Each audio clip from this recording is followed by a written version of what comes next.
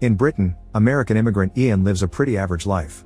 He plays for a successful hockey team, although today they aren't doing so well. The referee keeps making decisions against Ian's team, finishing the game earlier and costing them the match. After the game is over, Ian's teammates aren't very friendly toward him, and Ian feels betrayed. Fortunately, he has his girlfriend Jenny who immediately comes over to comfort him, and they leave home together. On their way out, Ian notices the board's clock is still stuck on the game time. When they make it to Jenny's home, Ian confesses he feels something has been wrong all day and mentions the clock. Jenny comforts him again and they begin sharing kisses, but at that moment her parents appear at the window to demand her to come inside. Afterward, Ian notices how creepy the neighborhood is and quickly drives away. Minutes later, he has to stop the car when he finds the road blocked by a figure on the ground. Ian waits for a few seconds but nothing happens, so he goes to check on the being under the rain. As soon as he touches it, the figure shakes and startles Ian, who immediately runs back to his car.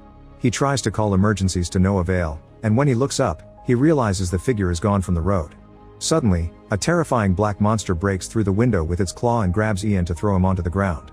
Then it drags the boy to the train rails and holds him there until the train comes to run over him. At that moment, Ian wakes up and finds himself inside an office, looking older.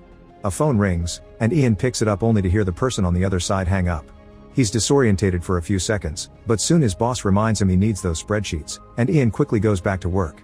At some point his coworker Jenny comes to drop more paperwork for him to do, and she says she isn't looking to the weekend because her family will scold her for still being single and not having kids.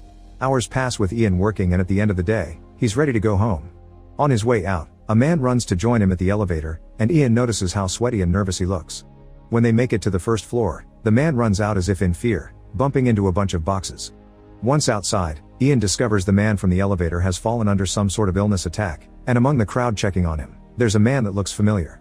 For a second Ian swears that there are black veins where the guy is touching the sick employee, and the man's face suddenly gets blurry, but Ian blames it on his imagination and leaves.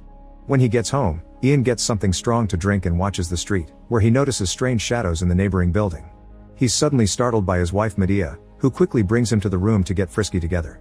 After sharing a passionate moment, Medea can tell Ian's distracted, so he shares that he saw a coworker die and that the other stranger reminded him of his old hockey referee. Medea is surprised to hear Ian used to play hockey, and Ian could have sworn he already told her, so he goes looking for his yearbook to prove it. However, when he finds the team picture, he's upset to discover he isn't on it. Ian begins having an emotional crisis because he has memories that didn't actually happen, but Medea comforts him with ice cream and gets him to calm down. While failing to fall asleep, Ian hears a voice saying he knows it's too late, as a shadow runs outside the window and then onto his wall. Ian goes downstairs to check, but he finds nothing. The next day, Ian oversleeps and takes the bus to work instead of walking. During the ride, he discovers his watch has stopped, and two guys get on the bus that look a lot like his old hockey teammates. The duo gets off as soon as they see him, and Ian rushes to follow them, but the guys give him the finger before disappearing. As Ian runs down the street, he bumps into Gray, who knows Ian by name and tells him they need to go somewhere safe. After noticing another man looking at him creepily, Ian accepts to follow Gray into an alley. Gray points out that Ian's watch has stopped and explains that means they are coming. He doesn't explain who they are, but he says they're hunting Ian and they were the ones that pushed him into a new reality. Gray knows all the details of both lives, swearing they're all real, and explains that if Ian dies again, he'll just be pushed into another alternate life and they'll keep murdering him every day. Furious at the lack of proper information, Ian pushes Gray against the wall, and suddenly the black creature from the previous day comes out of a hole and pulls Gray inside. Ian immediately runs away and bumps into a man with black holes for eyes, but things go back to normal when he blinks. His cell phone won't work, so Ian tries a public phone, but the only noise he hears is creepy static. Then Ian runs again and makes it back to his apartment, where he tells Medea that someone is trying to kill him. Suddenly he hears a noise, and when he looks downstairs, he notices a shadow approaching. Terrified, Ian quickly locks up the door and steps back, bumping into Medea. At that moment a splash of blood appears on the door, and Ian looks down to realize Medea has stabbed him with her claw because she's one of them too. She kisses him before dropping him on the floor, saying he shouldn't have remembered before cutting his throat open. At that moment Ian wakes up inside a car, almost crashing against a truck if it wasn't for the warning of his passenger. It turns out that in this life Ian is a taxi driver, and Jenny is currently using his service. Ian apologizes for the distraction and they get to chat, making Ian feel déjà vu when Jenny tells the story of his family pressuring her to get married. When they arrive at Jenny's family home, she offers Ian to come in, but since he doesn't think it's appropriate, Jenny at least convinces him to wait for a coffee. While Ian waits, he sees a mysterious man walk by. Then he begins noticing creepy shadows on the neighbors' windows. Suddenly someone touches him from behind and Ian jumps only to notice it's Jenny. Feeling creeped out, Ian gets in his car and notices the clock has stopped. After grabbing the coffee he drives away, and when he makes it downtown, he finds Gray waving at him. Ian immediately stops the car and goes looking for him with a wrench in his hands, getting upset when he realizes he knows Gray but he doesn't know from where. Gray touches Ian to give him a few flashes of his previous lives and tells him they are coming, so he must protect Jenny or she'll get hurt too. Suddenly Ian hears a noise and turns around, which gives Gray the chance to disappear. At that moment another black monster appears on a roof and jumps on top of Ian, killing him. This time Ian wakes up inside an employment agency and he remembers his past lives clearly. Before he can look for clues, Jenny shows up, and in this life she's trying to help him find a job. Ian plays along but Jenny notices he's nervous, so he confesses he's in danger. Jenny doesn't believe him, thinking he's been consuming something illegal again, but at that moment the clock stops. Behind the door, Ian notices the same mysterious guy he's seen during his last 2 lives, but this time he has a black claw as well. Terrified, Ian begins running away, noticing the monster shadow on the stairs and taking the elevator instead. However, the beast suddenly breaks through the elevator ceiling, so Ian has to run away again. He bumps into Jenny and tells her she isn't safe, but at that moment, more men appear behind the door, and Ian recognizes them from his past lives too. He immediately takes the fire stairs to go to the parking lot as the men become black shadows that chase him the whole time. Ian eventually makes him to the street, where he manages to get into a taxi right before a creature grabs him.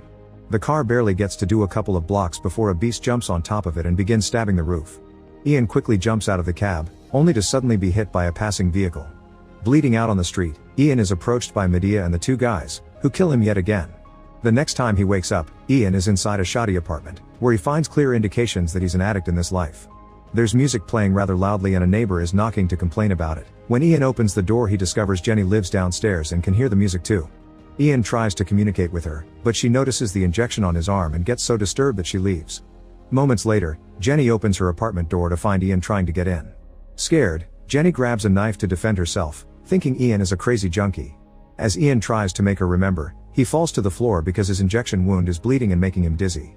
Jenny rushes to the door to ask for help, but Ian immediately closes it as he begins mentioning things from previous lives, including Jenny's family that he isn't supposed to know about. These words make Jenny see a few flashes of memories, but before she can understand what's going on, a monster claw begins destroying the door.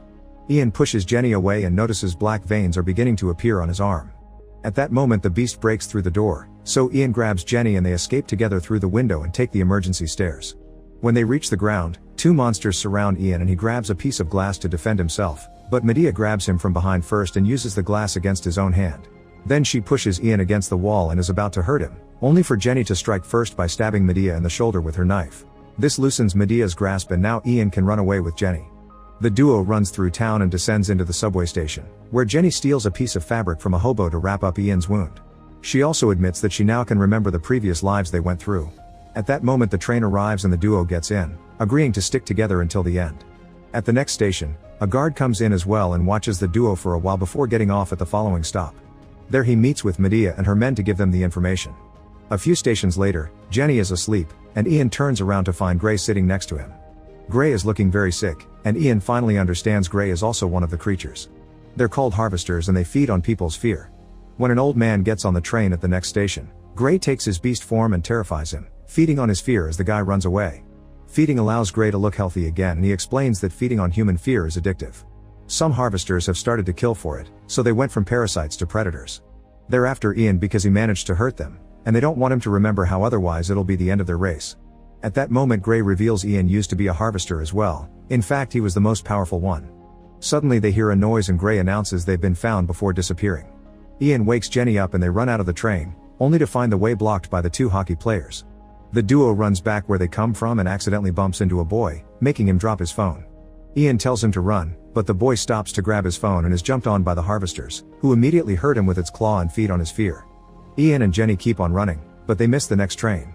Suddenly a harvester appears and throws Ian against the wall as Medea approaches and explains that Ian is weak because he hasn't been feeding.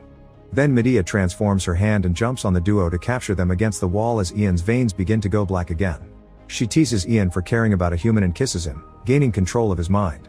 Medea throws Jenny on the floor and releases Ian, whose face is slowly changing into his harvester form. Ian crawls on top of Jenny and starts choking her as Medea tells him to feed on her, but just as he begins absorbing a bit of her fear, Ian notices Jenny's suffering and snaps out of it. He only can do one thing to escape, so he apologizes before pushing Jenny and himself off the platform. This way a train can kill them and send them into another life. When Ian wakes up, this time he finds himself tied to a bed in a mental hospital. There are various tormenting devices attached to his body and Ian screams for help, but when Jenny the nurse comes to check on him, an illusion only shows her a man in a coma. After Jenny leaves, Medea appears and shows him an old memory, revealing that Ian killed another harvester and she wants to know how, because it shouldn't be possible. At that moment Medea's men show up as well and take Ian to a surgery room, where Medea begins hurting Ian with poisonous injections that make him pass out. The next time he wakes up, Ian is in the room again, and a child patient is in the bed across from Ian's. Medea reminds him he is weak and needs to feed, but Ian refuses to hurt a child, so the other two harvesters show their real forms to terrify the child and feed on his fear. The kid screams and doctors and nurses come to check on him, but they can't see what's actually going on. Ian passes out again and wakes up later to find Jenny comforting him. After she leaves, tons of memories flood Ian's mind, a mix of his old lives and images of all the torture Medea has been putting him through while he's asleep. When he wakes up this time, Medea is kissing him before disappearing. The one that shows up next is Gray, who looks weak and wrinkly and explains Ian became human when he fell for Jenny. It's his love for the girl that made him strong enough to kill another harvester, and he needs to survive this to protect her because she makes him a better man. Gray used to love a human woman too and he had found a new life in her love, but the harvesters found her and killed her. Since Ian doesn't want to feed from humans, Gray offers himself since he doesn't have much time left anyway. Ian takes his offer and feeds on Gray, causing all his wounds to immediately start healing. Later when Medea's men go to check on Ian, they find the room empty and the artifacts broken. One of the harvesters is distracted by checking the scene and is suddenly stabbed by a monster behind the curtain, which instantly kills him. It's then revealed this is Ian with his powers unleashed, and when the other guy tries to run away, Ian jumps on him and kills him too. Meanwhile Jenny continues to work around the hospital, not noticing the shadows that follow her everywhere. Soon Ian begins following her as well, and whenever a harvester tries to attack Jenny, Ian kills them first. He kills one inside the archive room and another one in the corridors before following Jenny to the morgue. There, some harvesters come out of hiding and try to attack her, but Ian shows up and tells her to run. Then Ian proceeds to kill all his enemies, using the power of love to easily take them out with just a few quick hits. Afterward Ian goes looking for Jenny, only to discover Medea has captured her. When Ian tries to attack her, Medea pushes Jenny away and hits Ian instead, putting him back into his human form as she begins hitting him from reality to reality in quick painful jumps.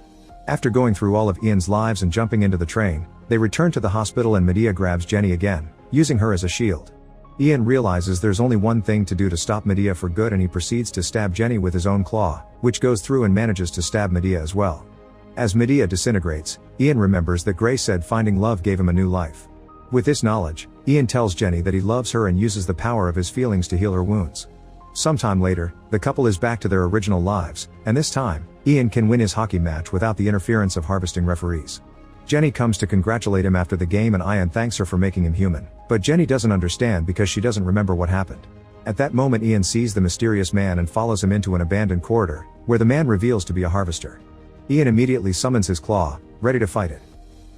Make sure to subscribe and turn on notifications so you can watch more videos like this. Thanks for watching.